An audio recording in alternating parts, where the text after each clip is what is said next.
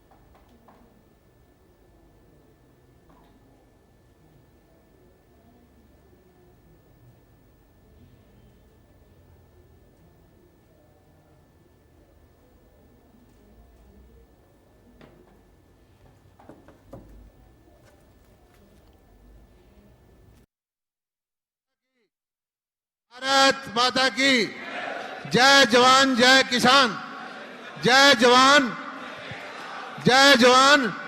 ये खड़े हुए, ये सही एग्जीबिशन वाले पीछे आ जाए। जय जवान, पीछे तक बैठ जाए, पीछे जहां भी खड़े दिखाई है सब बैठ जाइए भाई।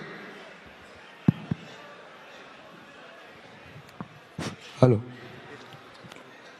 केवल हेलो हेलो, 25 किसान हैं माननीय मंत्री महोदय के कर कमलों से जिनको सम्मानित किया जाएगा।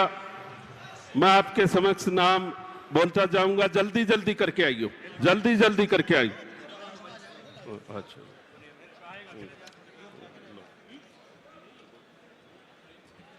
इंडिया न्यूज हरियाणा के किसान मंच कार्यक्रम में, कृषि मंच कार्यक्रम में आप तमाम दर्शकों का स्वागत है। सबसे पहले मैं अनुरोध करूंगा, निवेदन करूंगा senior deputy editor Atul Pratap ji से कि वो मंच पर आएं और उनके साथ साथ जो मेहमान होंगे doctor Satbir Singh Kadian, engineer in chief administrator MICADA, उनसे चर्चा करेंगे। कृषि पर चर्चा होगी, बागवानी विषय पर चर्चा होगी और जिस सूक्ष्म सिंचाई का जिक्र किया जा रहा है लगातार कि सूक्ष्म सिंचाई के बूते किस तरह से किसानों को उन्नत किया जा सकता है, उन तमाम मुद्दों पर चर्चा की जाएगी। अतुल प्रताप जी, ओवर टू यू। धन्यवाद रवि। जेपी दलाल साहब, बहुत सारे इंडिया न्यूज हरियाणा के कार्यक्रम के मंच पर जब आप शरीक होते थे और उस वक्त हम जब सवाल करते थे तो लगता था कि क्या मैं सिर्फ एक तरफा सवाल किए जा रहा हूं और आप एक तरफा मेहनत किए जा रहे हैं, लेकिन आज मुझे लगता है कि आपकी मेहनत यहां पर दिखाई दे रही है। और मैं फिर से बधाई दूंगा हरियाणा सरकार को भी और खासतौर से कृषि मंत्री जी को।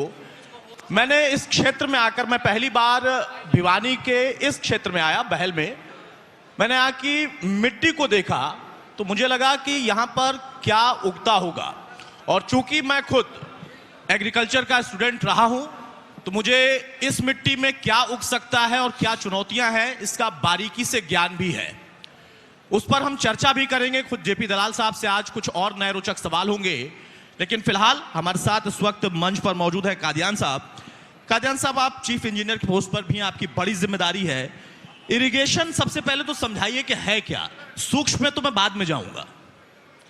देखो, पानी खेती के लिए भी और जीवन के लिए भी सबसे आवश्यक एलिमेंट्स में से है जी और ये वाला वो एरिया है जहाँ पे संभवतः ग्रेविटी से पानी नामुमकिन है। जी बंसीलाल जी ने अपने समय में एक परिकल्पना की और हमने जूई लिफ्ट स्कीम पहली स्कीम बनी जो उनके पहले मुख्यमंत्री कार्यकाल के दौरान थी। उसके बाद इस पूरे सिस्टम को लगभग ऑलमोस्ट निगलेक्टेड रहा। जी हमें जमुना का पानी मिलता है समुद्र तल से 210 मीटर की ऊंचाई पे और ये जो हमारा एरिया है ये लगभग 350 मीटर सी लेवल से ऊपर है। जी तो यहाँ पे पानी लाने का एकमात्र तरीका है कि इसको लिफ्ट के माध्यम से यहाँ पानी लेके आए। मैं 2016 से जब जेपी दलाल जी यहाँ पे उप अध्यक्ष थे पार्टी के, दिन रात ये गांव-गांव के अंदर जाके एक दिन में 5 गांव 6 गांव, कई बार मुझे भी मौका मिला इनके साथ जाने का। जितनी शिद्दत से इन्होंने काम किया है, मुझे लगता है कि अगर सभी लोग उसका थोड़ा सा हिस्सा भी उतनी ताकत से काम कर लें तो नक्शा बदला जा सकता है। यहाँ बड़ी बात पे है भाई, जोरदार तालियां। इस एरिया में जितना पानी आता था, पहले जितना पानी आता था लगभग 300 क्यूसेक टोटल पानी हमारी जो लोहारू फीडर से आता था, आज उसमें 950 क्यूसेक पानी आता है। ऐसे ही हमारा जो सिवानी वाला एरिया है उसमें पानी लगभग 150 क्यूसेक रहता था, वो 450 क्यूसेक है जी। इस एरिया के अंदर लगभग 200 एकड़ के अंदर वाटर बॉडीज बनाई जाएंगी जिनमें मानसून का पानी हम रोकेंगे। सूक्ष्म सिंचाई के मेरे ख्याल में लगभग 3000 प्रोजेक्ट यहाँ पे लग चुके हैं। वाटर कोर्सेज का जो काम है वो लगभग 112 करोड़ का काम इस एरिया में हो चुका है, जिसमें 181 में से 80 प्रोजेक्ट्स पे काम चल रहा है। जो जितना काम मंत्री जी ने अपने समय में इसमें किया है उसका मुकाबला ही नहीं है और अभी भी ये दिन रात लगे रहते हैं। जब भी मेरी बात होती है सिर्फ एक इनका उद्देश्य होता है, भाई पानी कितना का जाएगा। तो मैं सब लोगों को बताना चाहता हूं कि जितनी निस्वार्थ सेवा माननीय कृषि मंत्री जेपी दलाल जी ने इस एरिया के लिए की है, मेरे को नहीं लगता कहीं पे और ये काम हो रहा है। भाई देखिए, जो सच है उसे स्वीकार किया जाना चाहिए। अब कादियान साहब, मेरा सवाल दूसरा है कि ये जो इस क्षेत्र की चुनौतियां थी उसमें सिंचाई को लेकर, इरिगेशन को लेकर, उसमें फिर सूक्ष्म सिंचाई का जब जिक्र होता है तो ये सूक्ष्म क्या है और क्यों है जी। क्योंकि जब हम पढ़ाई के दौर में थे तो हमें बताया जाता था कि किन क्षेत्रों में, किन जगहों पर, किन फसलों के लिए इसकी व्यवस्था की जाती है, उससे क्या बचाव हो सकता है, क्या समस्याएं जो है खड़ी उनसे निजात मिल सकती है। लेकिन इस पर्टिकुलर बेल्ट की क्या दिक्कत है? हरियाणा वाटर की कमी वाला स्टेट है। हमें लगभग 36 बिलियन क्यूबिक मीटर पानी चाहिए, हमारे पास सिर्फ 20 बिलियन क्यूबिक मीटर पानी है, जिसमें नहरों का भी पानी आ गया और जो बारिश का गिरने वाला वो पानी भी आ गया।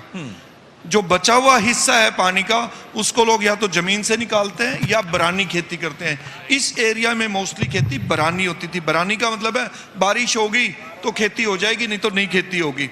उस प्रॉब्लम को ठीक करने के लिए तरीका निकाला गया कि खेती में सिंचाई आप माइक्रो इरिगेशन के माध्यम से करें, सूक्ष्म सिंचाई, यानी कि पौधे को उतना ही पानी दे जितना आवश्यक हो, पूरी जमीन में पानी ना भरें। जैसे आपने देखा होगा पूरे खेत में पानी भर बिल्कुल देते हैं, बिल्कुल वो संभव नहीं है। अगर हम सूक्ष्म सिंचाई लगाते हैं तो हम 3 गुना एरिया ज्यादा सिंचित कर सकते हैं। मुझे लगता है मैं थोड़ा सा इसको जोड़ूंगा क्योंकि दलाल साहब का फोकस हमेशा इसमें टेक्नोलॉजी पर रहता है और पिछले दिनों जब मैं इनसे जुड़ा था मंच पे तो जापान के दौरे पर भी थे। दलाल साहब, मुझे लगता है कि जब इन बातों का जिक्र हो रहा था, इजराइल हो गया, ऐसी कंट्रीज हो गई जहां पर पानी की समस्या है और वहां पर वो ड्रॉप सिस्टम के हिसाब से ऐसी सिंचाई करते हैं।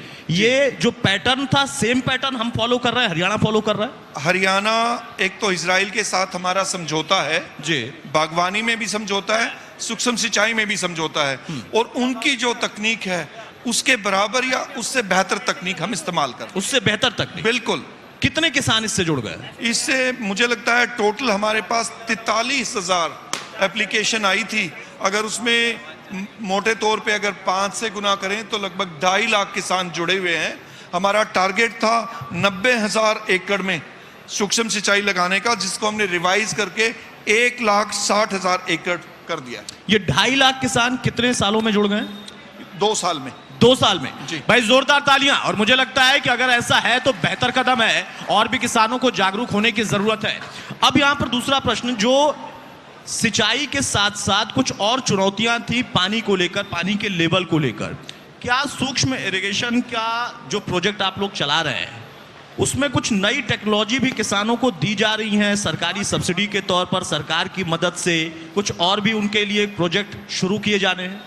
3 बड़ी परियोजनाएं इस क्षेत्र में लागू हैं। पहली तो है माइक्रो इरिगेशन की योजना, जिसमें 85% तक की सब्सिडी सरकार देती है, यानी कि सरकार का 85% है। और उसमें पहले जो हम मात्र 2 वेंडर्स या 2 या 3 वेंडर्स थे, इस वक्त हमारे वेंडर का सिलेक्शन टोटल 104 वेंडर्स की लिस्ट है हमारे पास। 27 के करीब वेंडर्स आज यहाँ पे आए हुए हैं, अपना स्टॉल उन्होंने लगा रखा है। किसान स्वयं अपने आप वेंडर चूज करता है, उसके बाद हम उसको सब्सिडी ट्रांसफर करते हैं। पहली सूक्ष्म सिंचाई योजना। दूसरी अटल भूजल योजना, जिसमें भारत सरकार और वर्ल्ड बैंक ने उसको फंड किया है। वो हालांकि सीमित क्षेत्र में लागू है, जिसमें 36 ब्लॉक 14 डिस्ट्रिक्ट्स के कवर किए गए हैं, 1656 पूरे हरियाणा के गांव कवर किए गए हैं। उसका दायरा छोटा है, लेकिन उसमें भी हमने काफ़ी सारे काम इस क्षेत्र में किए हैं। और तीसरा है हमारा नहरों का नवीनीकरण, जो नहर और हमारा लिफ्ट सिस्टम है, जिसमें पंप्स है, मोटर्स है, पंप हाउसेस हैं। इन सारों के तालमेल से जो हम अधिक पानी लेके आ सकते हैं, जो पानी का बारिश का है उसको संचित कर सकते हैं और उसका इफेक्टिव यूज माइक्रो इरिगेशन के माध्यम से करते हैं। ये सब हम काम कर रहे हैं। तो ये तीनों योजनाएं यहाँ पे हमने लागू की हैं और मुझे उम्मीद है कि आने वाले 5 साल में हरियाणा भारतवर्ष का पहला राज्य होगा जो पूरी तरीके से वाटर सिक्योर स्टेट होगी।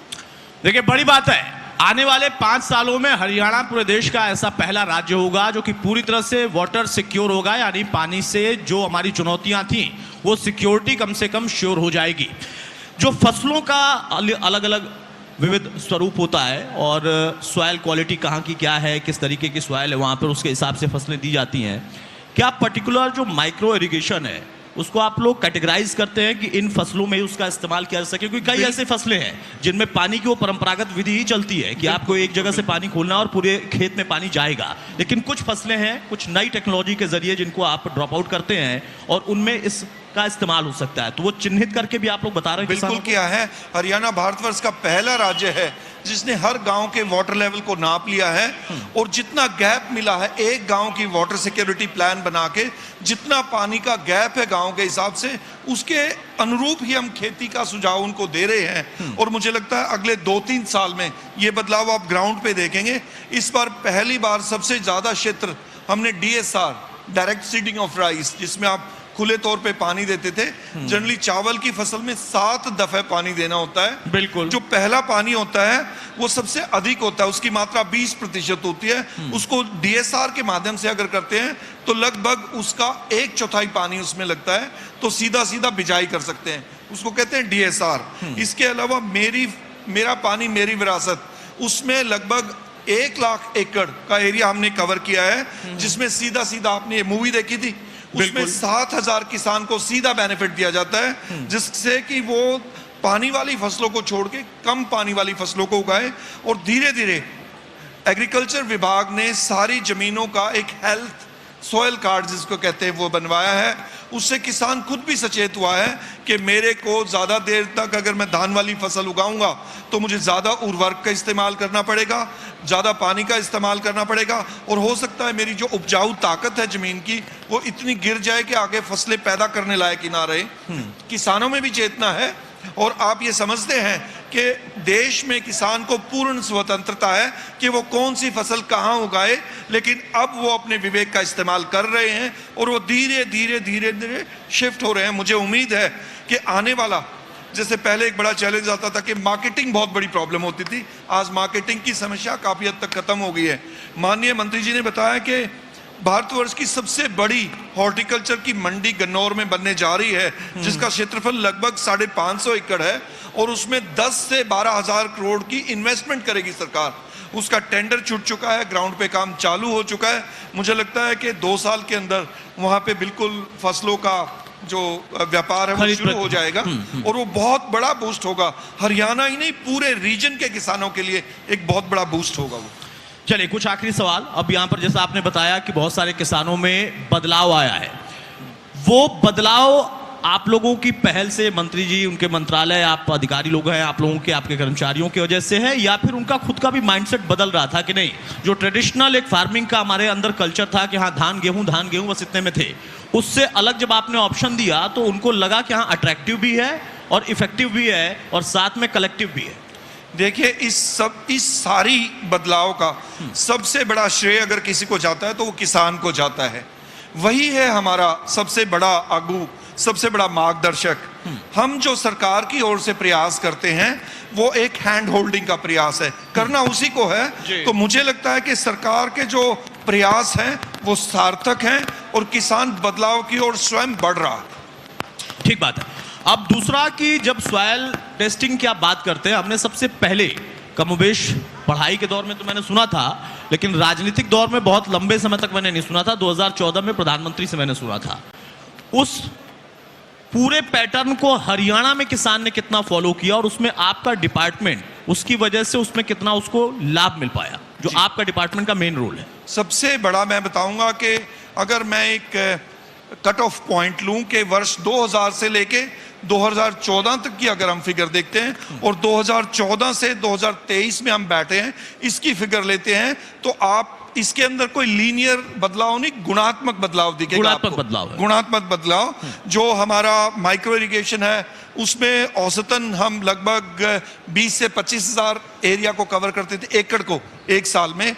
अब हमारा टारगेट 2 लाख एकड़ प्रति वर्ष का है। हम जहां पे वाटर लॉगिंग थी, लगभग 10% एरिया हरियाणा का वाटर लॉग्ड है। 2000 से लेके 2014 तक हमने लगभग 20,000 एकड़ को वाटर लॉगिंग को खत्म किया। 2014 से लेके 2023 तक हमने लगभग 1.25 लाख एकड़ को 1.25 लाख। आप ये बदलाव देख सकते हैं कितना है। हर चीज में गुणात्मक बदलाव है। किसानों के लाभ, जो किसानों को बेनिफिट ट्रांसफर होता है, चाहे वो किसी भी माध्यम से है, चाहे वो नहरों पे इन्वेस्टमेंट करके, नहरों की इन्वेस्टमेंट अगर मैं इस क्षेत्र की लगाऊं तो 2014 से लेके 2023 तक लगभग 800 करोड़ रुपए खर्च हुआ है। जो पानी हम 3 गुना लेके जा रहे हैं वो सिर्फ यही तरीका है। और अगर मैं 2000 से 2001 का अगर फिगर लगाता हूं तो वो 100 करोड़ के करीब टच करती है। 8 गुना अधिक इन्वेस्टमेंट किसानी के लिए किया गया है। ऐसे ही जो मिकाडा का बजट था हमारा, लगभग 75 से 100 करोड़ रहता था, आज की डेट में 900 करोड़ रुपए बजट 900 करोड़। तो हर चीज के अंदर आप ये मान के चलें कि कई गुना परिवर्तन है। और ये जो बदलाव है उसका सीधा सीधा नतीजा आप क्रॉप प्रोडक्शन से देख सकते हैं। इस एरिया की जो क्रॉप प्रोडक्शन थी 2001 से लेके 2014 का औसत निकाल लें प्रति वर्ष का, और 2016 से लेके 2023 तक निकाल लें, तो आपको 2 से 2.5 गुना उनकी टोटल क्रॉप प्रोडक्शन में फर्क मिलेगा। फर्क होगा, इजाफा है। ये क्रॉप प्रोडक्शन सिर्फ ये नहीं है कि एक नंबर हम दिखा दें कि हम यहां से लेके यहां तक पहुंच गए। ये पूरे भारतवर्ष की और पूरे दुनिया की फूड सिक्योरिटी की जिम्मेदारी लेता है। इससे जो ये वृद्धि हुई है उससे किसान की आय में इतनी गुणात्मक वृद्धि हुई है कि उसको इनकम हुई है। ऑफ कोर्स इनपुट्स में बढ़त हुई है, जो किसान के इनपुट थे उनमें बढ़त हुई है, पर आप ये भी मान के चलें कि उसकी आउटपुट, उसके प्रोडक्ट की सिक्योरिटी, उसके प्रोडक्ट की मार्केटिंग, उन सब में भी गुणात्मक बदलाव आया है। चलिए, बड़ी बात है और बहुत शुभकामनाएं कादियान साहब आपको, आपके विभाग को, मिकाडा को, और मंत्री जी को, मंत्रालय को। और सबसे पहले इन बैठे हुए तमाम किसानों को खुद मैं चाहूंगा कि आप लोग जोरदार तालियां एक बार फिर से बजाएं अपने लिए। जो बदलाव विभागों की तरफ से कराने के प्रयास किए जाते हैं उसमें अगर आपका योगदान होगा तो फिर श्रेय भी आपके नाम होगा। Over to you Ravi. कृषि के क्षेत्र में किस तरह की संभावनाएं हैं और किस तरह से कृषकों को यानी किसानी को उन्नत किया जा सकता है, उन तमाम चीज़ों पर चर्चा की थी डॉक्टर सतबीर सिंह कादियान। इन्होंने महत्वपूर्ण जानकारी दी है। इसके बाद आमंत्रित करूंगा मंच पर doctor Arjun Singh Saini, DG horticulture, बागवानी विभाग के महानिदेशक हैं, उनको आमंत्रित करूंगा मंच पर। और एक बार फिर से senior deputy editor Atul Pratap ji, उनसे बागवानी से जुड़े विषयों पर, माफ़ कीजिएगा, चर्चा करेंगे। और साथ ही साथ उन तमाम मुद्दों पर चर्चा होगी कि किस तरह से बागवानी के क्षेत्र में किसान तरक्की कर सकते हैं। Over to you Atul ji. Thank you Ravi. तो डॉक्टर अर्जुन सिंह सैनी साहब हैं हमारे साथ, हॉर्टिकल्चर से जुड़े हुए हैं। सबसे पहले सैनी साहब, एक बड़ा क्षेत्र था उत्तर प्रदेश, बिहार, इन राज्यों में जब हॉर्टिकल्चर का जिक्र होता था तो कहते थे ये क्या है, कोई कल्चर से जुड़ा हुआ है क्या, मतलब उसको एग्रीकल्चर से किसी ने नहीं जोड़ा। हॉर्टिकल्चर को सबसे पहले समझाइए कि हॉर्टिकल्चर है क्या। सबसे पहले तो मैं आज के इस कार्यक्रम के मुख्य अतिथि श्री जयप्रकाश जी का धन्यवाद करता हूं कि उन्होंने एक ऐसा मंच हमारे सामने रखा है जहां पे अधिकारीगण और किसान आमने सामने हो सके और आप हमसे प्रश्न पूछ सकें। और आपका भी धन्यवाद करता हूं कि आपने ऐसा कार्यक्रम आयोजित किया है। बागवानी वैसे तो हरियाणा के नाम पे अगर हम कहें, बागवानी कभी भी हरियाणा का परंपरागत खेती नहीं रही है। ज़्यादातर अगर आपने देखा हो कि पूरे देश भर में बागवानी के नाम पे महाराष्ट्र है, कर्नाटका है, गुजरात है और स्पाइसेस के मामले में केरला वाले में बहुत ज़्यादा खेती रही। लेकिन पिछले 9-10 सालों में जो सरकार ने नई नई योजना लाई है, क्योंकि विविधीकरण के ऊपर काफ़ी जोर रहा है जी, तो बागवानी के ऊपर काफ़ी जो अनुदान होता है वो बढ़ाया है, बजट बढ़ाया है, नई नई स्कीमें लागू की हैं और आज जो हरियाणा का बागवानी विविधीकरण है वो देश भर में सबसे नंबर 1 पर है। और बागवानी के अंदर जो सभी योजनाएं हैं, ज़्यादातर फसलें जो विविधीकरण में आती हैं, जैसे कि बाग हैं जिसमें आप फलदार बाग जिसको बोलते हैं, फिर सब्जियां आ गई, मसालेदार है, मशरूम है, उसके साथ साथ फिर फूल है और कोल्ड स्टोरेज और इसके साथ संबंधित जो उसकी अलाइड एक्टिविटीज है जिसके अंदर माइक्रो इरिगेशन भी इसका पार्ट आ जाता है, टेक्नोलॉजी को साथ साथ यूज करते हुए पॉली हाउसेज आ जाता है, वाटर टैंक आ जाता है। तो इस तरह तमाम तरह की योजनाएं कार्यक्रम इसमें शामिल हैं, जिसकी वजह से किसान काफ़ी रुझान रखते हैं और काफ़ी विविधीकरण हो रहा है और काफ़ी लोग बागवानी अपना रहे हैं। देखिए आपने बहुत व्यवहारिक बात कही कि हरियाणा में कम से कम अगर हम बागवानी की बात करें, हॉर्टिकल्चर की बात करें, तो पिछला 8-9-10 साल अगर छोड़ दें तो उसके पहले बहुत कल्चर नहीं था। हाँ, बगीचे हो सकते थे जो आमतौर पर पहले बगीचे होते थे कि हाँ आम के बगीचे हैं, फल के बगीचे हैं, लेकिन बागवानी को हम सिर्फ बगीचों तक नहीं देख सकते। बागवानी बहुत कम क्षेत्र में भी की जा रही है, अलग अलग सरकारी योजनाएं भी हैं।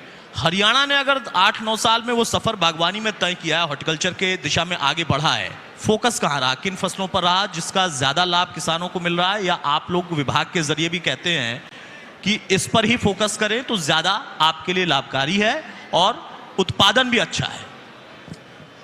देखिए हरियाणा में क्षेत्रफल का बड़ा विविधीकरण है। हम हर एक फसल एक क्षेत्र में या सभी क्षेत्रों में नहीं लगा सकते, तो सरकार ने ये योजना बनाई क्यों ना अभी पूरे प्रदेश भर में ऐसे अलग अलग केंद्र बनाए जाएं जिसको हम सेंटर ऑफ एक्सीलेंस कहते हैं, उत्कृष्टता केंद्र कहते हैं। तो जहाँ पर वो उत्कृष्टता केंद्र के माध्यम से किसानों पे वो टेक्निक पहुँचाई जाए।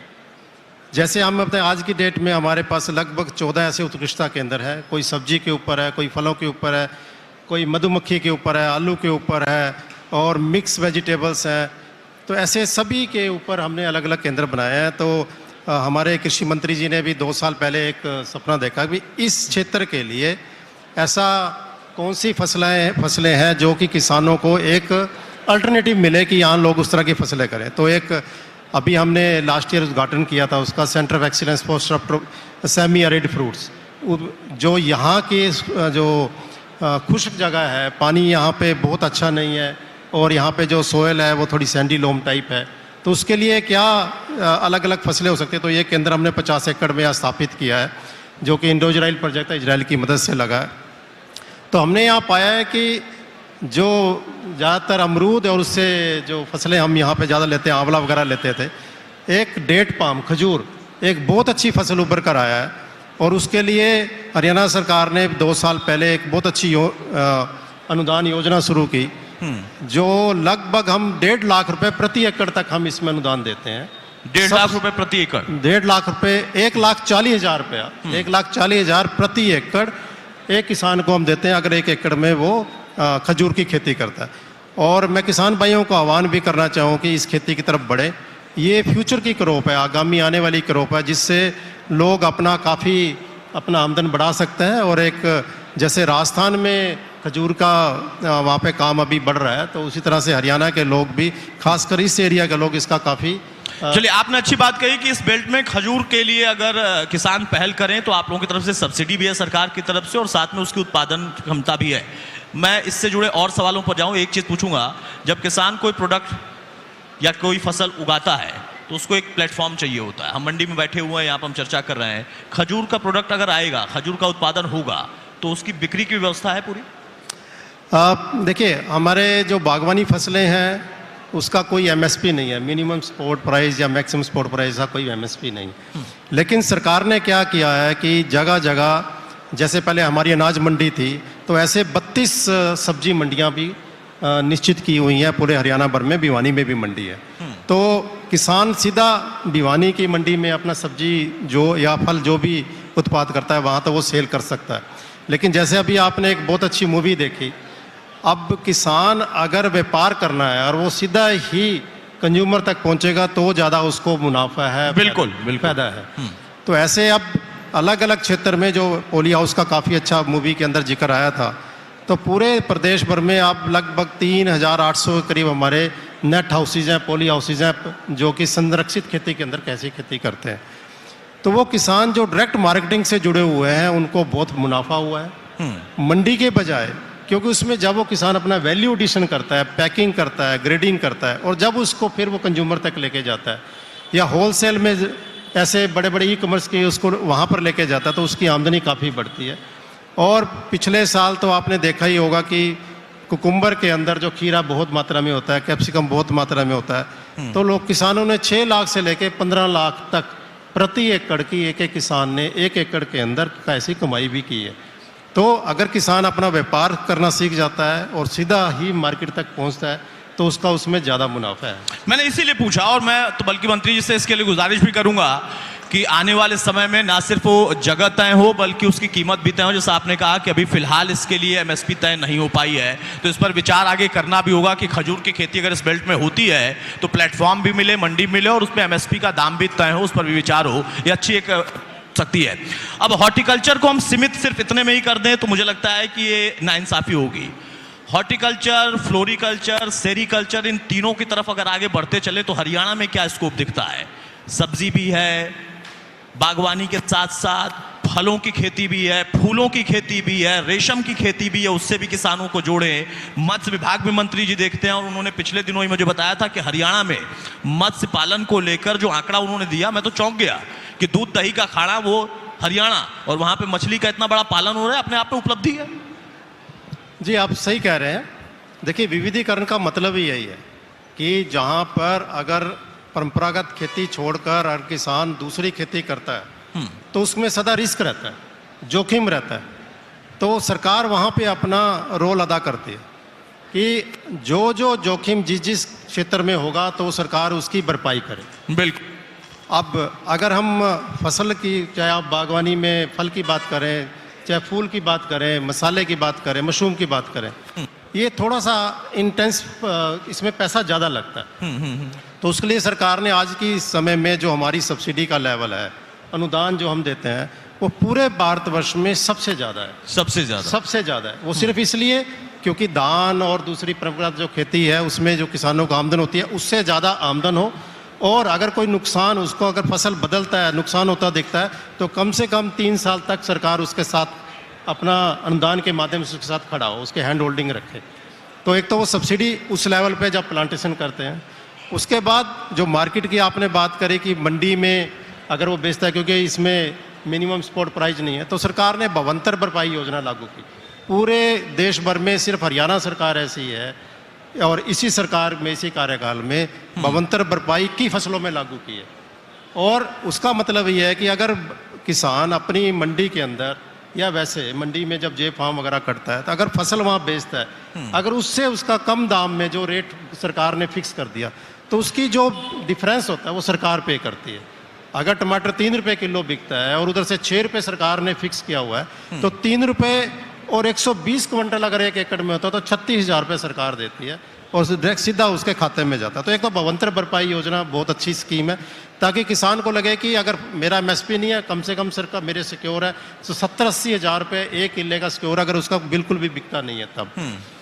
उसके साथ साथ क्योंकि बीमा योजना जो सरकार ने अपील है, हरियाणा में सिर्फ बीमा योजना ऐसी है जो पूरे देश भर में हरियाणा सरकार ने लागू की है। कृषि मंत्री ने स्पेशल कहा कि जो इसमें प्रीमियम बहुत ज़्यादा है, तो बहुत कम प्रीमियम पे 750 और 1000 रुपये की प्रीमियम पे 30,000 से 40,000 रुपये के ऊपर हम उसका जो मूल्य है तय कर देते हैं। अगर किसी भी वजह से कोई नुकसान होता है, कोई इसके अंदर कंपनी ने एम्पैनल नहीं की हुई है, सीधा किसान अपना जो एक पोर्टल बना हो उस पर रजिस्ट्रेशन कराए, और पोर्टल रजिस्ट्रेशन कराने के बाद अगर कभी भी नुकसान होता है, अगर उसने अपना प्रीमियम भर दिया है, कभी नुकसान होता है तो उसको तयशुदा जो इनकम है, जो तयशुदा लगभग कह सकते हैं 100% भरपाई। इसके साथ साथ उसके साथ साथ फिर मार्केटिंग की बात आती है। अब जैसे कि मेरे से पहले वक्ता ने कहा, डॉक्टर कादर ने बताया कि लगभग वहाँ पे एक गन्नौर के अंदर 10,000 करोड़ लगाकर एक मंडी बनाई जा रही है। तो सरकार ने जब देखा कि जो ये मंडी होगी, उस मंडी को पूरे हरियाणा भर से जो भी ऐसे सब्जी और फल विक्रेता हैं, जो हमारे किसान भाई हैं, वहाँ पे अपना सब्जी कैसे पहुँचाएंगे, क्योंकि वहाँ वैसे खुले के तौर पे तो जाएगी नहीं, बोरी के अंदर नहीं जाएगी, तो पैकिंग ग्रेडिंग होनी चाहिए। तो उसके लिए जगह जगह अब एक हमारी crop cluster development programme scheme आई हुई है, जहाँ पे जगह जगह हम ऐसे छोटे छोटे पैक हाउसेज लगा रहे हैं। और एक जापान के साथ कुछ पिछले माह मंत्री जी जापान जाके आए थे, एक डेलीगेशन भी गया था। वहाँ पे जो इंटरनेट ऑफ जो IoT होता है, इंटरनेट ऑफ प्लांट भी एक नया वो प्रिसीजन फार्मिंग का तकनीक आई है, तो उनके साथ जापान के साथ समझौता हो गया है। तो ऐसा लगभग 500 ऐसे पैक हाउसेज, छोटे बड़े कलेक्शन सेंटर लगाए जाएंगे, और वो 3,000 करोड़ की योजना है जो कि कृषि मंत्री जी ने स्पेशल एफर्ट से जापान से उनसे समझौता करके जायका के अंदर एक इसमें ऐसा प्रोग्राम बनाया। तो आप सोचिए कि जब वो मंडी गन्नौर की बनेगी और ऐसे छोटे छोटे केंद्र पूरे देश भर में, पूरे प्रदेश भर में, तो वो जो मार्केटिंग की समस्या है वो पूरी तरह से दूर होगी। और एक अच्छा स्कोप कम से कम इसमें दिखाई देता है प्रयासों की वजह से, और ये प्रयास होने चाहिए, क्योंकि हम हरियाणा की बात कर ले, दक्षिण हरियाणा की बात कर ले, पानी बड़ी समस्या थी, और वहां पर जब हॉर्टिकल्चर का जिक्र होता है या फिर परंपरागत खेती से इतर कुछ और विकल्प देने की बात होती है, और सरकार का पूरा सहयोग होता है, हमारे तमाम जो अधिकारीगण हैं, जो वैज्ञानिक हैं, उनका पूरा सहयोग होता है, तो उम्मीद की जा सकती है कि हाँ, भविष्य उज्जवल होगा। और उसमें सहयोग सबसे बड़ा किसान खुद अपने लिए करता है, बाकी सहयोग नाम मात्र है। एक छोटा सा ब्रेक यहां पर लेंगे, लेकिन लगातार लाइव कवरेज चलती रहेगी। Associate sponsor, a yummy dairy product for you, Live Shield Private Limited.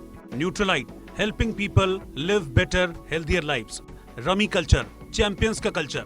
Agriculture partner, Royal Shine, किसानों का भरोसेमंद साथी. नीर शक्ति, हर किसान की पहली पसंद. Hasti pipes private limited, Behror, Rajasthan. Hasti है जहां, पानी है वहां. Partner, Swaraj India irrigation, Gurugram, Haryana. हरियाली की सच्ची पहचान, Swaraj mini sprinkler irrigation. Associate sponsor, Roop Mantra ayurvedic cream and face wash. ये कोई कॉस्मेटिक नहीं, आयुर्वेदिक औषधि है. हर औरत को बेधड़क होना चाहिए, लेकिन अपने हेल्थ के लिए बेपरवाह नहीं। औरतों के हेल्थ की परवाह करता है सच्ची सहेली, जो कि भारत की सबसे भरोसेमंद आयुर्वेदिक औषधि एवं टॉनिक है। सच्ची सहेली अपनाएं और सुखी हो जाए आप भी मेरी तरह। सच्ची सहेली celebrates the release of Sukhi only in cinemas from the 22nd of September. Punjab के क्षितिज पर एक ऐसे सूरज का उदय हो रहा है जिसके बाद यहाँ के छात्रों के Associate sponsor, a yummy dairy product for you, Live Shield Private Limited. Neutralite, helping people live better, healthier lives. Rummy Culture, champions का culture. Agriculture partner, Royal Shine, किसानों का भरोसेमंद साथी.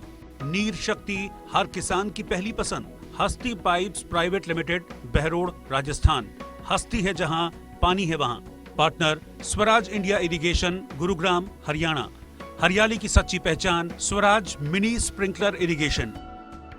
प्रदेश के कृषि मंत्री, दरअसल आज आप किसान इस अदालत में बहुत सारे ऐसे सवाल आपके भी हैं, पूरे प्रदेश के भी हैं। इंडिया न्यूज के इस मंच से उन सवालों का जवाब लिया जाएगा।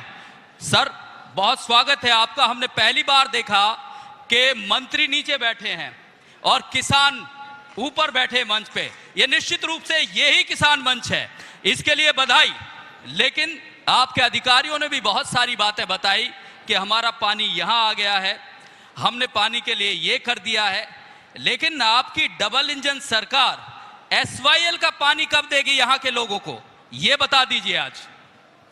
सबसे पहले तो मैं इंडिया न्यूज़ हरियाणा का धन्यवाद करता हूं कि हमारा ये बिल्कुल बॉर्डर के इलाके के अंदर आकर के जो बिल्कुल आखिरी पंक्ति का किसान है, जहां एक वक्त में सिर्फ बारिश हो जाती थी तो फसल होती थी, नहरें भी नहीं थी, बाजरा बो के गुजारा करते थे, इस क्षेत्र के किसानों की सुध लेने के लिए आप आए और सारे प्रदेश में, सारे देश में इसका लाइव टेलीकास्ट किया। मैं आपका बहुत बहुत शुक्रिया अदा करता हूं। बहुत शुक्रिया आपका।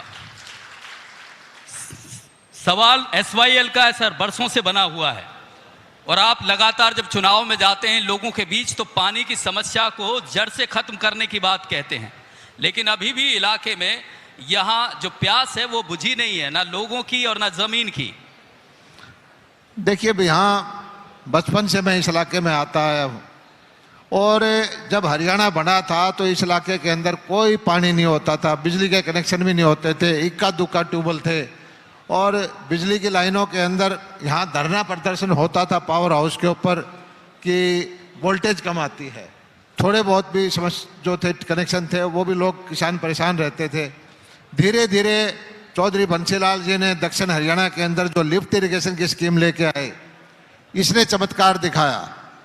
कभी किसी ने सोचा नहीं था कि पानी को उल्टा चला देंगे, पानी को पहाड़ पर चढ़ा देंगे। यहाँ पानी आना ऐसा है जैसे पानी को उठा उठा कर 8 बार 10 बार उठा करके इस क्षेत्र में पानी आया है, रेवाड़ी में, महेंद्रगढ़ में, इधर के इलाके में, और उससे यहाँ के किसानों की जीवन दशा बदली है। बिजली की जो सुविधा दी उससे आज मेरे क्षेत्र के अंदर हर 5-6 एकड़ के ऊपर एक ट्यूबवेल का कनेक्शन है, लाखों की तादाद में ट्यूबवेल के कनेक्शन है। बिजली की सब्सिडी हरियाणा सरकार पूरी देती है, 1.5 लाख रुपए की बिजली का, उससे किसान से साल में 2,500 रुपये लिया जाता है और जिससे किसान का जीवन स्तर सुधरे और उसका आत्मसम्मान की जिंदगी जी जा सके। इस क्षेत्र के अंदर पिछले 8-10 साल के अंदर चौधरी बंसीलाल के वक्त बाद में बीच में काम नहीं हुआ, अब जो सुध ली है, खासकर मैं धन्यवाद करता हूं हमारे मुख्यमंत्री मनोहर लाल जी का। जब मैं मंत्री नहीं था, एमएलए नहीं था, 6 बार वो यहाँ आए, अधिकारियों को साथ लेकर के, चीफ इंजीनियर को साथ लेकर के नहरों के अंदर सारी व्यवस्थाएं ठीक की, सारे पंप हाउस ठीक कराए और पानी आने की जो उन्होंने संभावनाएं तलाशी और पानी आया। यहाँ के जो जनप्रतिनिधि थे मेरे से पहले, लोगों के अंदर एक भाव डाल दिया गया था कि कभी एसवाईएल आएगी तो लोहारू, सिवानी, बहल या महेंद्रगढ़ में पानी आएगा, उससे पहले पानी नहीं आएगा।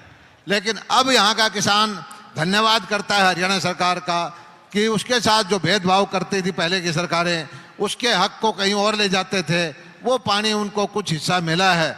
जीवन दशा यहाँ के लोगों की सुधरी है और ये लोग यहाँ के, इसलिए पूरे भारतीय जनता पार्टी की सरकार का, मनोहर लाल जी का धन्यवाद करते हैं। मंत्री जी, इतने सारे हजारों लोग, हजारों किसान बैठे हैं, क्या मंत्री जी जो दावा बात जो कह रहे हैं इंडिया न्यूज हरियाणा के मंच पर, क्या आप उससे इत्तेफाक रखते हैं? तालियां हाथ खड़े करके बता दो भाई, सारे हाथ खड़े करके बताओ।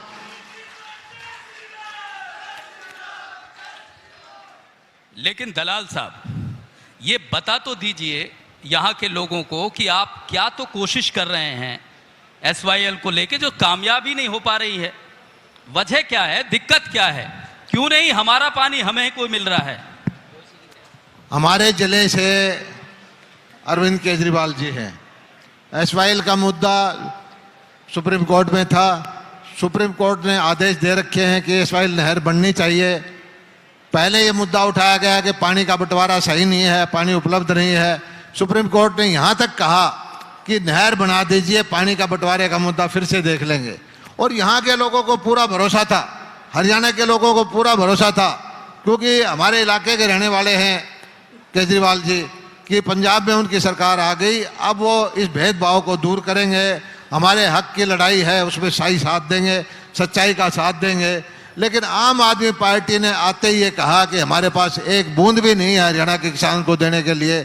तो ये जो बात की है, और अब उन्होंने कहा कि मुझे दिल्ली की गद्दी दो तब पानी दिलवाऊंगा, तो ये किसान बहुत मायूस है।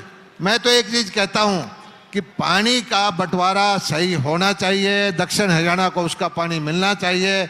लेकिन सरकारों ने ये फैसला कर रखा है कि पानी फालतू आता है तो पाकिस्तान में चला जाए, लेकिन उसको हरियाणा को देने के लिए तैयार नहीं होते। बड़े दुख की बात है और हरियाणा सरकार पूरे जोर जोर से इसकी पैरवी कर रही है। मुझे भरोसा है कि आने वाले वक्त में हमारा जो हक है वो मिलेगा जरूर। नहीं, यही सवाल है कि मिलेगा जरूर। बहुत बरसों से कितना वक्त आपको लग सकता है? क्या आपकी सरकार जो इस बार की है इसमें कामयाब हो पाएगी? मैं आशावादी हूं और देश में कानून का राज है, कानून काम करेगा और हमारा पानी हमें मिलेगा। बड़ा भरोसा दे रहे हैं दलाल साहब। इस मंच से जोरदार तालियां हो जाएं।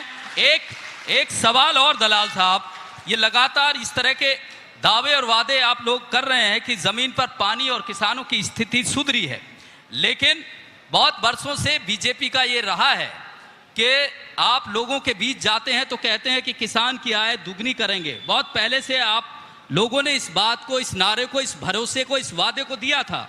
अब क्या मानते हैं आप कृषि मंत्री के नाते कि प्रदेश में कितनी स्थिति बनी है कि ये दोगुनी आय के करीब पहुंच गए हैं क्या आप लोग? मैं तो ये कहता हूं कि हम दोगुनी क्यों करें, 3 गुनी क्यों ना करें, 4 गुनी क्यों ना करें, 10 गुनी क्यों ना करें। और ये चीज़ें संभव है। ये संभव किसान फसलों का विविधीकरण करे। एक फिल्म दिखाई थी में, किसान जो है व्यापारी बने, किसान अपनी चीज़ को बेचना सीखे, किसान बाजार को समझे, क्या चीज़ अच्छी करने से, क्या चीज़ बोने से, क्या चीज़ बेचने से उसको लाभ हो सकता है। मैं आपको छोटी सी चीज़ बताता हूँ। पिछले दिनों में गया जापान में, हम नेगोशिएट कर रहे थे जापान गवर्नमेंट की जीका से 3000 करोड़ रुपए का लोन ले रहे हैं कि पैक हाउसेज बनाएं। हमने मंडी का निर्माण शुरू कर दिया। 10,000 करोड़ रुपए की लागत से एशिया की सबसे बड़ी मंडी हम बनाने जा रहे हैं। लेकिन उसके पीछे हर जिला स्तर पर, हर ब्लॉक स्तर पर हम चाह रहे हैं कि यहीं पर कोल्ड स्टोरेज हो, यहीं पर पैकिंग हाउस हो, यहीं पर ग्रेडिंग सॉर्टिंग सब चीज़ें हो और सामान तैयार पैक होकर के अंतर्राष्ट्रीय स्तर पर जो बिकने वाला माल है वैसा वहाँ चला जाए गन्नौर की मंडी में। विदेशी जो बायर है वो उसको ले जा करके अपने माल को वहाँ अंतर्राष्ट्रीय स्पर्धा में हम कामयाब हों। जापान में हम और हमारे अधिकारी साथ थे। हम एक मंडी में चले गए। मंडी के बाद हम गए रिटेल की दुकान पर। रिटेल की दुकान पर खरबूजे एक जैसे रखे हुए थे और खरबूजे का दाम पूछा तो हमारे भरोसा नहीं हुआ। उन्होंने बताया कि एक खरबूजा उनकी करेंसी में बताया, उसको हमने हिंदुस्तानी करेंसी में कन्वर्ट किया रुपए में, 1200 रुपये का एक पीस था। हमारे यहाँ 4 रुपये, 5 रुपये, 7 रुपये का खरबूजा बिकता है। हमें बड़ा आश्चर्य लगा कि 1200 रुपये का खरबूजा नहीं बिक सकता। उसको कटवा के देखा, खरीदा, खा के देखा, हमारे वाले से कम मीठा था। उन्होंने सिर्फ इतना कर रखा था, अच्छा डब्बा, अच्छी पैकेजिंग, सारे पीस एक जैसे। उस पर यह भी लिख रखा था कि इसमें मिठास का कंटेंट कितना है। ग्राहक को बता रखा था कि इस खरबूजे का ये साइज है, ये टेस्ट है, ये मिठास का कंटेंट है। इससे अच्छी चीज हमारे किसान पैदा कर सकते हैं। मुद्दा है बेचने का। लेकिन अच्छी चीज और अगर हम ये चेन तैयार कर देंगे तो निश्चित तौर पर भारत के किसान की, हरियाणा के किसान की, लोहारू के और बहल के किसान की आमदनी बढ़ेगी और हमारा जो माल या मंडियां बन जाएंगी, विदेशी मंडियों में हमारा माल जाएगा। निश्चित तौर पर आप कहते हैं दुगने की 10 गुना भी आमदनी होगी। जब हमारा खरबूजा एक पीस 100 रुपये का, 200 रुपये का बिक जाए अंतर्राष्ट्रीय स्तर पर, तो एक एकड़ के अंदर 20-20, 30-30 लाख रुपए की फसल आप देख सकते हैं। ये इलाका पहले कभी सब्जियों की तरफ नहीं जाता था। अब मुझे खुशी होती है कि यहाँ लोग खरबूजे बोते हैं, यहाँ तरबूज बोते हैं, यहाँ नेट हाउस में कलर्ड कैप्सिकम बोते हैं, यहाँ खीरे की खेती 5-5, 7 लाख की करते हैं। तो ये सब तरह किसान इन चीज़ों को समझने लग गए हैं और आज मुझे खुशी है कि किसान इस तरफ आगे बढ़ रहे हैं और इस चीज़ों की तरफ ध्यान दे करके आगे बढ़ेंगे। मेरा इतना कम बैकवर्ड इलाका है, एक यहाँ पर दूध का कारखाना लगाया प्राइवेट आदमी ने, 70 करोड़ की टर्नओवर है।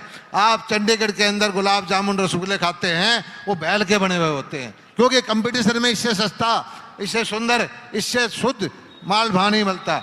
दूसरी फैक्ट्री यहाँ लगनी शुरू होगी। अगर यहाँ किसान जो है, इनोवेटिव किसान के बेटे इसी तरह कारोबार करेंगे, अकेले परंपरागत खेती को छोड़ करके नए नए नवाचार देख देख करके कृषि का मैकेनाइजेशन करके और ऐसे उत्पाद पैदा करें जिससे कि मार्केट में उनको अच्छी कीमत मिले, तो निश्चित तौर पर जो है किसान की आमदनी बढ़ेगी। दलाल साहब ने तो ये बड़ा भरोसा दे दिया, दुगनी की क्यों बात करते हो, 10 गुना की बात करो। लेकिन सवाल ये है दलाल साहब, आप इतना सारा काम कर रहे हैं, फिर भी किसान कहीं धरने पे बैठा होता है, कहीं मुआवजे के लिए बैठा होता है, ये स्थिति क्यों है?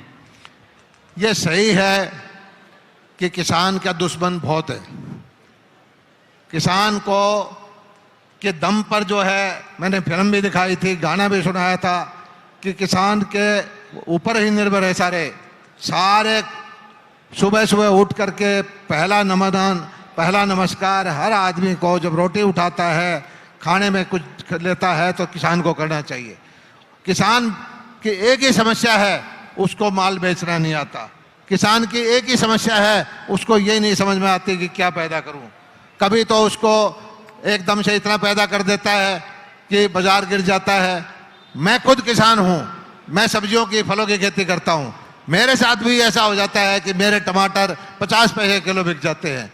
आप इस देश में देखिए, एक बार टमाटर 50 पैसे किलो बिकता है किसान का, वही टमाटर 200 रुपये किलो बिका। आप इस देश में देखिए, प्याज 4 रुपये किलो बिकता है, वही प्याज 200 रुपये किलो बिक जाता है। किसान को फायदा नहीं होता, फायदा बीच वाले ले जाते हैं। अगर ये पैकिंग की, ग्रेडिंग की, पैकेजिंग की, उनको स्टोरेज की कैपेसिटी तैयार हो जाए तो ये व्यवस्था बदल सकती है, किसान को अच्छा रेट मिल सकता है। इस तरह की व्यवस्था आप लोगों ने क्या की है? हमने बहुत सारी स्कीम दी है। हमारा हॉर्टिकल्चर विभाग किसान कोई प्याज रखने की कोई चीज करेगा, कोई कोल्ड स्टोरेज बनाएगा, कोई बीज से लेकर बाजार तक हम किसान का साथ दे रहे हैं। इसी इलाके के अंदर, दक्षिण हरियाणा के अंदर, हमने यहाँ कृषि विश्वविद्यालय का सेंटर बनवाया है। हॉर्टिकल्चर यूनिवर्सिटी वो महाराणा प्रताप जी का, उसका खरकड़ी गांव में बनवाया है। इजराइल के साथ से हमने जो सेंटर खुला रखे हैं बागवानी के, यहाँ पर से उसका सेंटर खुलवाया है। और मुझे खुशी है कि इस इलाके के बाढ़ के किसान, जब मैं जाता हूँ सर्दी के मौसम में, कॉन्ट्रैक्ट फार्मिंग करते हैं, मूली का बीज बोते हैं, और जो सरसों की बजाय और फसल गेहूं की बजाय दुगना पैसा उनको मिलता है। अब यह है कि उनके लिए एक वैल्यू चेन बने, उनके लिए जो यहाँ मैंने जो कह रहा हूँ कि ब्लॉक लेवल पर हमारे जो पैकेजिंग यूनिट बने और पैक हाउसेज बने, जो हम बनाने जा रहे हैं, निश्चित तौर पर किसान को फायदा उसका होगा। चलिए, बड़ा भरोसा है, निश्चित तौर पर किसानों को फायदा होगा। जोरदार ताली बजा के समर्थन कर दीजिए अगर मंत्री जी की बात से इत्तेफाक रखते हैं। रवि जांगड़ा है, हमारे ब्यूरो चीफ हैं, भिवानी के ही रहने वाले हैं, ज्यादा जमीनी हकीकत को यहाँ से समझते हैं। रवि बताइए, मंत्री जी से क्या सवाल है आपका? दलाल साहब, 2023 को इंटरनेशनल ईयर ऑफ मिलेट, बाजरा जो वर्ष है उसके तौर पे मनाया जा रहा है। परंपरागत खेती की बात करें तो बाजरा जो है वो बहुतायत में इस इलाके में उगाया जाता है, लेकिन जो खरीद शुरू की जानी थी 8 जिलों में पहले खरीद शुरू की गई है। भावांतर योजना का भी जिक्र आया था, हमने 4 रोज पहले आपसे बात की थी। किसान पशोपेश में है कि जो दाम मिलने चाहिए किसानों को, जो भाव दिया गया है, एमएसपी जो दिया गया है, क्या उस पर खरीद हो पाएगी और कितना टारगेट जो है रखा गया है? क्योंकि G20 में भी हरियाणा के बाजरे की धूम देखी गई थी। जी, ये सही है कि बाजरे का क्षेत्र है, और मैं आदरणीय प्रधानमंत्री नरेंद्र मोदी जी का दिल से शुक्रिया करता हूं कि हमारे दक्षिण हरियाणा के किसान के लिए जो उन्होंने किया है, बाजरे की marketing, international year of millets करके दुनिया के अंदर नाम पहुंचाया है, उससे बाजरे के किसानों को ज़बरदस्त लाभ होगा, वो होना भी शुरू हो गया है। बाजरे का रेट यहाँ आज से 7-8 साल पहले 1800 रुपये होता था, धीरे धीरे करके अब पिछले 3 साल में ही बाजरे का रेट के अंदर 500-600 रुपये का उछाल, 800 रुपये का उछाल आ चुका है। आज बाजरे की एमएसपी 2500 रुपये है। पिछली 2 योजना से हमने किसानों को जो भाव था, भावांतर था, वो पैसा दिया। उससे पहले 1 साल हमने खरीदा। आज बाजरे का भाव बाजार के अंदर 2021 के बीच में था। बाजरा लगभग 10-12 लाख मीट्रिक टन पैदा किया है हरियाणा के अंदर। अभी पिछले हफ्ते से सिर्फ 30,000 क्विंटल बाजरा आया था, सिर्फ 30,000 के। तभी हमने प्रोक्योरमेंट शुरू कर दी। अभी हमारी एफएड 2.5 लाख मीट्रिक टन बाजरा खरीदेगी, और जो भाव स्टेबलाइज होगा, एफएड 2200 रुपये से बाजरा खरीदना शुरू किया है। और जो बीच का गैप है, जो भी आएगा 300 रुपये, 250 रुपये, 350 रुपये, उसका फैसला कर करके, जैसे डायरेक्ट पैसा पहले किसानों के खाते में डाला था, 400-450 करोड़ एक बार डाला, 400 करोड़ एक बार डाला, इसी तरह से पैसे किसानों के खाते में डालेंगे। ये जरूरी नहीं है कि किसान बाजरा बेचे, वो अपने घर में रख सकता है। 2 साल से किसान को फायदा ये हुआ है कि जो एमएसपी थी हमने 400 रुपये दिया और बाजरे का रेट बढ़ा, उस MSP से ऊपर 100 भाव मिला। और बाजरा नहीं है, आप पिछले सालों का हिसाब देखिए, MSP से ऊपर हमारी आज कपास का भाव है। MSP 7.5 नीचे है, 7,500 रुपये में कपास बिक रही है।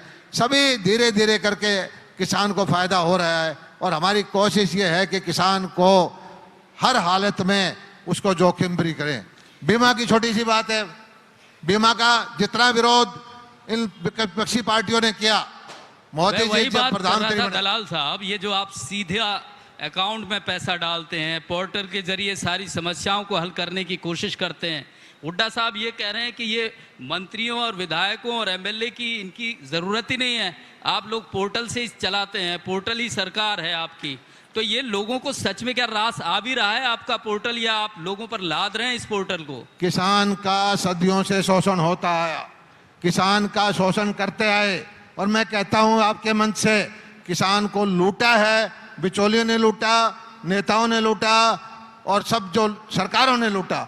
ऐसा कोई मैंने जिंदगी में नहीं देखा दुनिया के अंदर। फसल किसान की खरीदे सरकार, पैसा तीसरे आदमी को जाता था। इस पोर्टल की वजह से हमने किसान को सीधा पैसा देना शुरू किया है। कोई अगर ये कहता है कि पोर्टल को बंद कर दूंगा तो ये समझता है कि किसान को दोबारा लुटवाना चाहता है व्यापारियों से, किसान का दुश्मन है, ऐसी स्टेटमेंट देता है। तो मुझे बताए कि पोर्टल नहीं होगा तो किसान के खाते में सीधा पैसा कैसे जाएगा? वो चाहते हैं कि किसान का पैसा फिर दोबारा किसी तीसरे आदमी को चला जाए।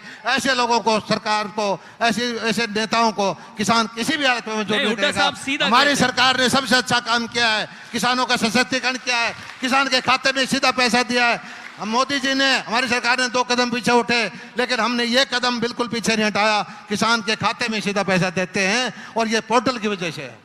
लेकिन वो कहते हैं दलाल साहब कि ये पोर्टल कहाँ से चलाएं, मोबाइल सबको आता नहीं। सारे किसान बैठे हैं, इनके खाते में सीधा पैसा आता है। हाथ खड़े करके बता दीजिए कि पैसा आता है आपको किस पोर्टल से? बीमे का पैसा आता है पोर्टल से, सब्सिडी का पैसा आता है पोर्टल से। आज भी जो पैसा बांटेंगे किसान को, हॉर्टिकल्चर का, माइक्रो इरिगेशन का, वो पोर्टल से जाएगा। आज जो 8-9 करोड़ रुपए जा रहे हैं इनके खाते में सीधे आएगा, नहीं तो बिचौलिए लोग इनको लूट जाते थे। आज इनके और सरकार के बीच में, किसान और मंत्री के बीच में कोई बिचौलिया नहीं है। और ये बिचौलियों की सरकारें पहले होती थी, उनको हमने साफ कर दिया और बिचौलिए परेशान हैं, बिचौलिए के द्वारा चलाई जाने वाली सरकार परेशान है।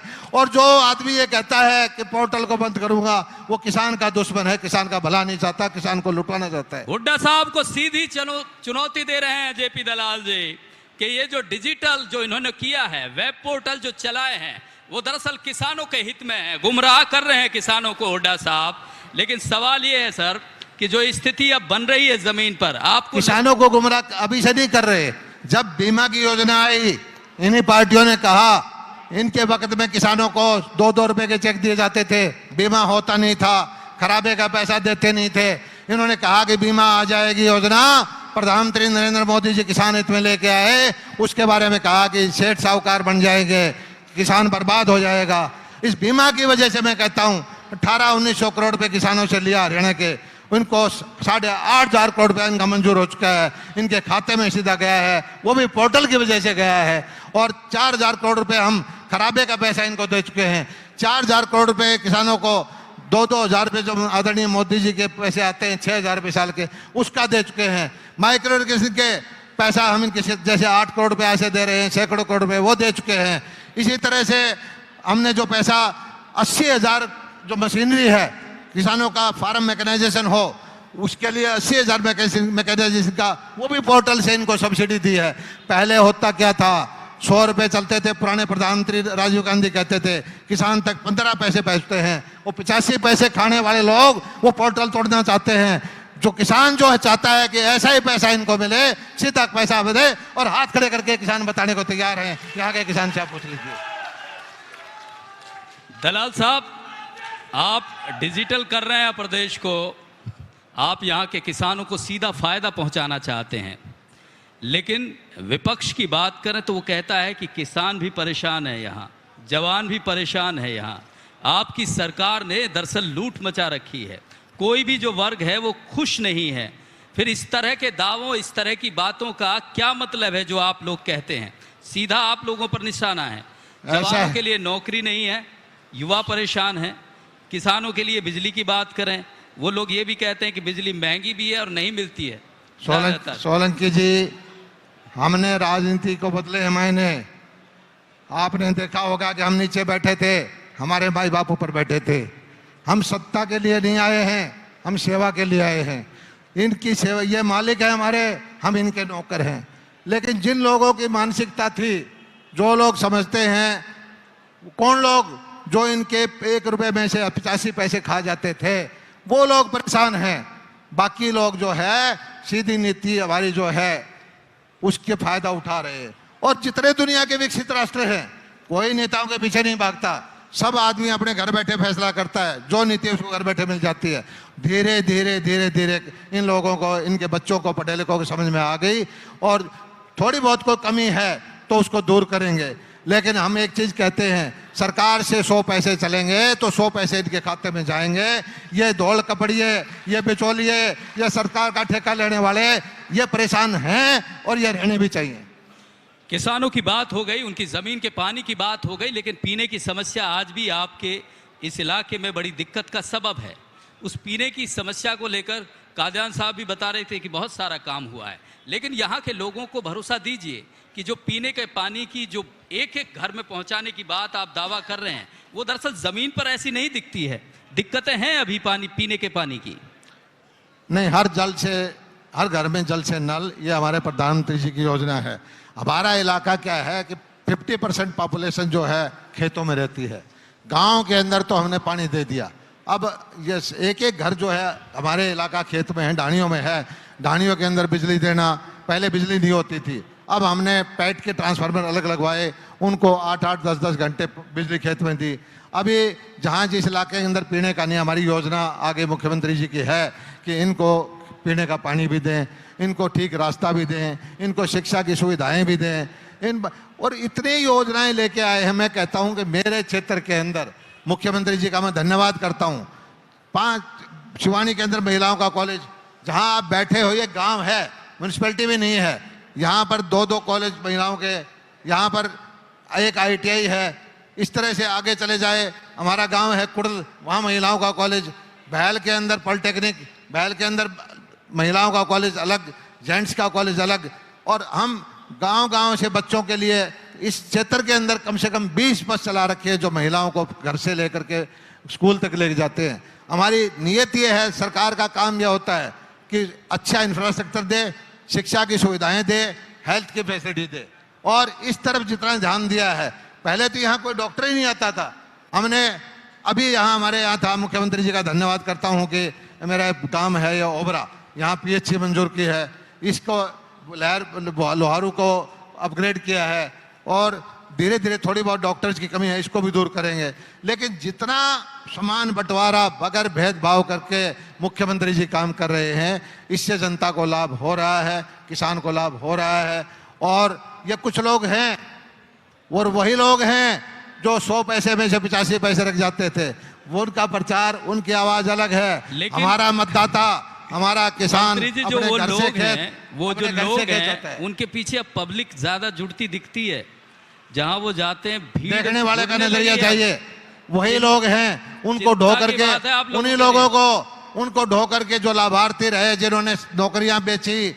गरीब की नौकरी, पहले होता क्या था, गरीब का मेरिट वाला बच्चा रोता रहता था, नेता का रिश्तेदार धनाढ्य का पैसा उसकी नौकरी को खा जाता था। हमारी सरकार ने नीति बना करके जिसका हक है उसको दिया है। बदलियों का एक व्यापार था, सेक्रेटरीट भरे रहते थे, हमारी सरकार ने ऑनलाइन पॉलिसी करके ये बदलियों वाले व्यापार को बंद किया है। हमारी सरकार ने बिचौलिया वर्ग को बंद किया है। वो लोग परेशान हैं, वो समझते हैं कि वो सरकारें वो बनाते हैं, नहीं, सरकारें आम जनता बनाती है, सरकारें किसान बनाती है। सरकार खेत में रहने वाला मजदूर, खेत में काम करने वाला किसान वो बनाता है। ये जो घूमने वाले सफ़ेद कपड़े पहन के जो प्रचार करने वाले बहुत हैं, वो जमाने चले गए। वही लोग नौकरी देते थे, वही लोग नेताओं के घर में बुलाते थे, वही लोग भीड़ करते थे। ये भीड़ तंत्र से काम नहीं चलेगा। गरीब हमारे साथ है, आम किसान हमारे साथ है, ग्रामीण परिवेश के लोग हमारे साथ हैं। निश्चित तौर पर कहता हूं मैं कि आने वाले चुनाव में देश की जनता तीसरी बार आदरणीय नरेंद्र मोदी जी को प्रधानमंत्री बनाएगी, पहले से ज्यादा सीट देकर बनाएगी। बड़ा दावा है इस बार भी रवि, तीसरी बार मोदी सरकार, लेकिन तीसरी बार मनोहर सरकार रहेगी, इसका भी दावा। मनोहर सरकार तो है ही, अभी चुनाव हमारा बाद में आएगा। हमारी मनोहर सरकार भी पहले से ज्यादा सीटें लेके आएगी, स्पष्ट बहुमत लेकर के आएगी और तीसरी बार मनोहर सरकार भी आएगी। दलाल साहब, रवि का सवाल है। पानी को लेकर इस सेशन का आगाज किया गया था कि SYL जो है वो कब आएगी। हालांकि इसी इलाके के जो दिल्ली के मुख्यमंत्री हैं वो साफ तौर पर कहकर गए हैं कि पानी तो अभी जब सरकार बनेगी केंद्र में, हरियाणा में जब आम आदमी पार्टी की सरकार बनेगी तभी मयस्सर हो पाएगा।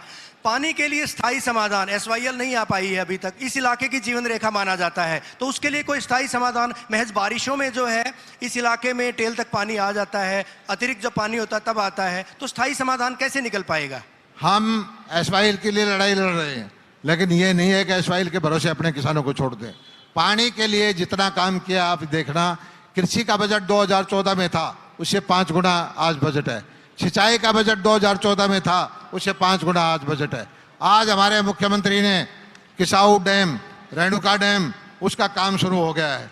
आज हमारे मुख्यमंत्री जी यहाँ जमुना के ऊपर डैम बनाने के लिए कोशिश कर रहे हैं। अगर जमुना के अंदर जब पानी जाता है 2-3 लाख क्यूसेक बारिशों में 2 महीने, 1.5 महीना, 1 महीना चलता है, उस पानी की स्टोरेज की व्यवस्था हो जाए, हरियाणा ही नहीं पूरे राजस्थान को भी फीड कर सकते हैं। हमने मांग की है केंद्र सरकार से कि एक बड़ा भारी डैम जैसे भाखड़ा का डैम है, ऐसा डैम जो है यहाँ हमारे ताजेवाड़ा में बनाया जाए और पानी का संचय किया जाए। और इसके लिए मैं समझता हूँ कि बीज बोया गया है, हरियाणा सरकार ने शुरुआत की है और इसका अगर ये डैम बन जाता है तो ये इलाका जो है सारा राजस्थान तक का मरुभूमि भी है वो भी पानी से लबालब होगा। और इसके अलावा जो उपलब्ध पानी है, एक बूंद से भी खेती करे, ये योजना हम लेके आए हैं। इसीलिए 85% सब्सिडी दी है, इसीलिए हमने पौंड अथॉरिटी बनाई है कि तालाबों का जीर्णोद्धार करके रिचार्जिंग करें। अटल भूजल योजना लेके आए हैं और जो खाड़े पक्के करने की योजना है, तरह तरह की योजनाएं बना करके हमारी कोशिश ये है कि जो उपलब्ध साधन है, जो उपलब्ध पानी है, उसको सब बंटवारा करके खेती के लायक जो लोगों को पानी दें। जेपी दलाल साहब 2 से 3 दिन हल्के में दिखाई देते हैं, 2 से 3 दिन चंडीगढ़ दिखाई देते हैं। हल्के में इस बार अगर बात करें, इलेक्शन काफ़ी टफ रहने वाला है। जिस तरह से कैंडिडेट लगातार आ रहे हैं, चाहे कांग्रेस की बात करें, दूसरे दलों से भी बात की जाए, कहाँ खड़ा पाते हैं आप राजनीतिक परिदृश्य में अगर बात करें? मैं इनके साथ खड़ा हूं, उनके साथ बैठा हूं, जो सामने बैठे हैं इनके साथ रहना चाहता हूं। दलाल साहब के साथ लोहारू की जनता है, ये दलाल साहब का दावा है। दलाल साहब, ये लोहारू की जनता को आपकी जनता ने आपको कृषि मंत्री बनाया, ये बहुत से काम आपने गिनाए भी हैं। अब जो वक्त बचा हुआ है, क्या सौगात देने वाले हैं लोहारू को? देखिए, मैं एक ही चीज चाहता हूं, इस इलाका के मरुभूमि है, यहाँ एक्सीलेंस सेंटर बनवाया है। मेरी सोच ये है, ये हॉर्टिकल्चर के खजूर के पौधे जो होते हैं अरब कंट्रीज के अंदर, यहाँ खजूर की खेती करवाऊं, 100 साल तक खजूर का पौधा फसल दे, 2-2, 2.5 लाख रुपए के खजूर बिकें, नीचे कोई और फसल लें एक्सीलेंस सेंटर में। और जो सोचता हूँ वो करके दिखाता हूँ। यहाँ मैं इस इलाके को खजूर से भरना चाहता हूँ। और भी कोई नई चीज़ है, नवाचार है, खजूर की खेती करें, फलों की खेती करें, सब्जियों की खेती करें, और यह मैं करके दिखाऊंगा। यहाँ के किसान को मैं करके दिखाऊंगा। इसका साथ मुझे मिल रहा है, किसान मेरी बात मानता है, किसान का मेरे ऊपर भरोसा है और मैं किसान के लिए जीता है, किसान के लिए मरूंगा। एक आखिरी सवाल, ये आपने बड़ा भरोसा दिया है यहाँ के लोगों के लिए कि उनके साथ हैं और आपका जीवन भी इनके लिए है। एक आखिरी सवाल सर, 9 साल की आपकी सरकार हो गई, अब लोगों में ये भी रहने लगा है कि एक एंटी इनकम्बेंसी एक फैक्टर शुरू हो जाता है, सरकार से यूँ कहिए कि मोह, थोड़ा सा बोरियत सी होने लगती है। ये स्थिति क्या अब आपको नज़र आने लगी है? क्योंकि विपक्ष तो यही बात कहता है कि अब इनके दिन लद गए, बीजेपी वालों से लोग परेशान हो गए। आप कह रहे हैं कि तीसरी बार भी मोदी सरकार तो है ही, मनोहर सरकार भी है, क्यों है, क्या है 4 साल का या 9 साल का?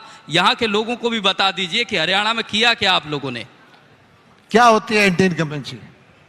आप ये हजारों आदमी से आप पूरे किसी गांव में जाकर के, यहाँ को छोड़िए, ये तो मेरे समर्थक आ गए, पूछिए कि कोई आदमी बताए कि एंटी इनकम्बेंसी क्या है हमारी।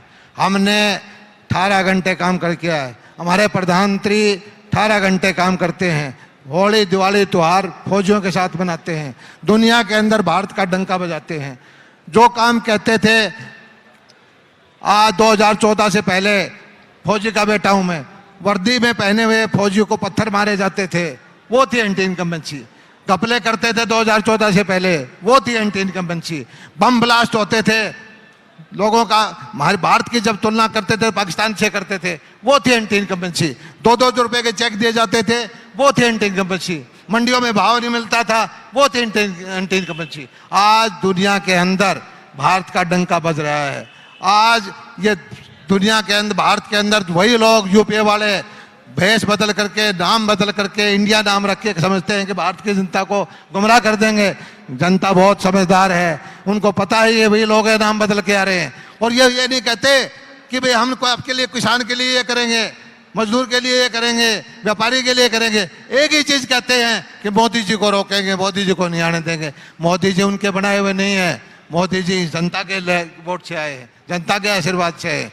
हम जो काम कर रहे हैं जनता के आशीर्वाद से कर रहे हैं। सारा दिन ये सोचते रहते हैं कि जनता हमारी मालिक है, ये हमारे माई बाप हैं, इनके लिए क्या अच्छा किया जा सकता है, हर वक्त सोचते रहते हैं। और ये जनता को अच्छी तरह पता है, ये पुराने जो लोग हैं भेष बदल के जो आए हैं, इन्होंने लूट करके अपने घर, रिश्तेदार, यारे प्यारे काम किए हैं। आम लोगों के लिए इन्होंने कोई काम नहीं किया। एंटी इनकम्बेंसी उन्हीं की है, हमारी नहीं है। आप कह रहे हैं कि मोदी जी जनता के लिए 18-18, 20-20 घंटे काम करते हैं, लेकिन कांग्रेस के प्रदेश अध्यक्ष उदय भान कहते हैं कि दरअसल ना तो इनको परिवार से लेना है। मनोहर लाल जी पर भी वही निशाना साधे। कल उनका बयान आपने देखा और सुना होगा। उनका कहना है ये कि इनको परिवार का पता ही नहीं है। उनके शब्द में पूरी तरह से यहाँ लोगों के बीच नहीं कह रहा हूं, लेकिन फर्क है सोच में। मोदी जी का परिवार है 140 करोड़ भारतवासी, मनोहर लाल जी का परिवार है 3.25 करोड़ हरियाणावासी, जयप्रकाश दलाल का परिवार है पूरे का किसान हरियाणा के। हमें ये परिवार दिखाई देता है। मैं एक कहानी बताता हूँ। मेरे गुरुजी के पास एक कोई नेता गया था बहुत बड़ा। मेरे गुरुजी प्रधानमंत्री के लेवल का आदमी था।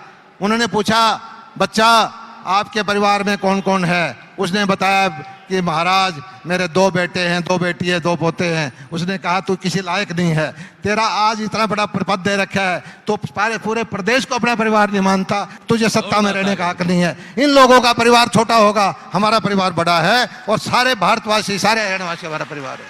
और जो भाषण दिया इन्होंने, जो शब्द बोले, मैं इसको धिक्कारता हूँ। शर्म आनी चाहिए। ऐसे लोग क्या भाषा का इस्तेमाल करते हैं, राजनीति का सतर गिरा दिया है।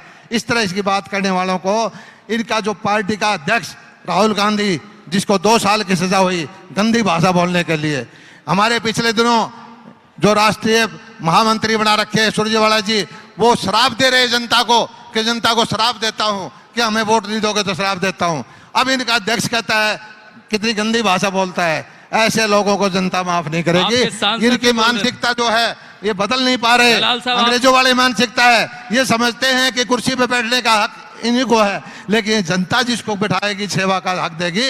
हम कोई सत्ता के लिए नहीं बैठे, हम सेवा के लिए बैठे हैं। जो सत्ता के लिए कुर्सी हक देना चाहते हैं, उनको जनता मौका नहीं देगी। दलाल साहब, आपके सांसद ने भी असंसदीय भाषा का प्रयोग किया। जिसने भी किया उसकी बर्तरफ होनी चाहिए, उसके खिलाफ भी कार्रवाई होनी चाहिए। चलिए, एक आखिरी सवाल दलाल साहब से ले लेते हैं। दलाल साहब, बहुत सारी चीज़ें यहाँ डिस्कस हुई। पूरा किसान यहाँ पूरे इलाके का यहाँ है, उनके लिए बहुत सारी आपने योजनाएं शुरू की हैं, ज़मीन पे उतारी हैं।